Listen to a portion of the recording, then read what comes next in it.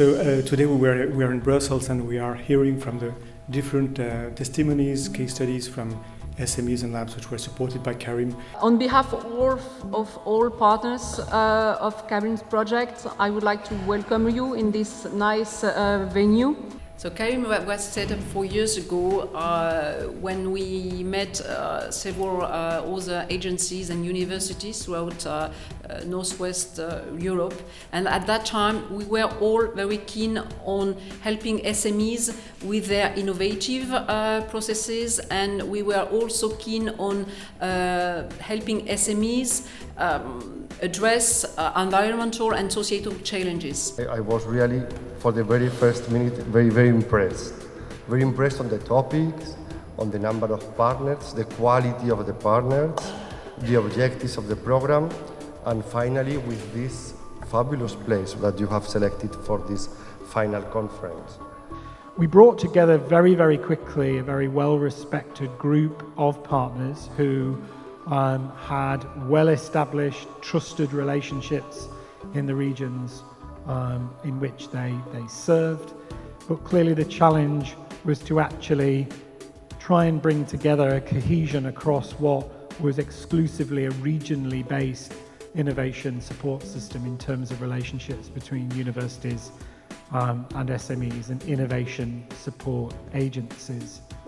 One of the objectives of the project was to change some of the ways in which those innovation support structures were engineered, because we wanted to open them up and actually use our own resources as partners and resources from Europe to try and change those structures to see if we could pilot transnational cooperation. We have been engaging with nearly 1,000 SMEs in the project. What we really learn is that KARIM has brought them really access to wider networks that they didn't have before by the very fact that we connected between the different partners, our local regional networks, so they were able to find partners they wouldn't have found without KARIM.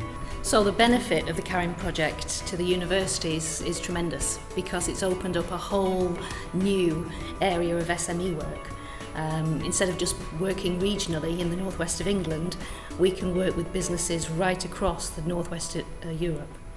As I say, the universities are really the absolute hub of knowledge right across northwest Europe. For some companies, Europe research, it was a bit a difficult matter, and we brought them students, and they've seen that it was easy to cooperate with foreign students to do some research and then to connect with future partners for European cooperative projects. The linkages then with academic institutions and universities is really key, so that you're learning from them, you're getting the best experience, the best expertise, the best research. You're bringing that through to your SME, you're adding something back to them in terms of your practical, everyday, evidence-based work that you do. And together you're forging this kind of relationship that's very knowledge-based. I think it's great to be involved with students.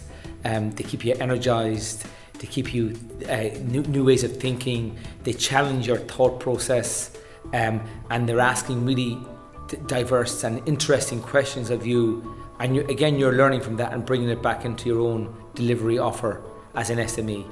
And that's a key question, the transnational dimension. SMEs, we already know, and universities are more comfortable and more immediately aware of each other and their immediate surroundings. Often the best knowledge and the more relevant expertise doesn't necessarily exist within those immediate ecosystems. So the transnational dimension is a particular challenge.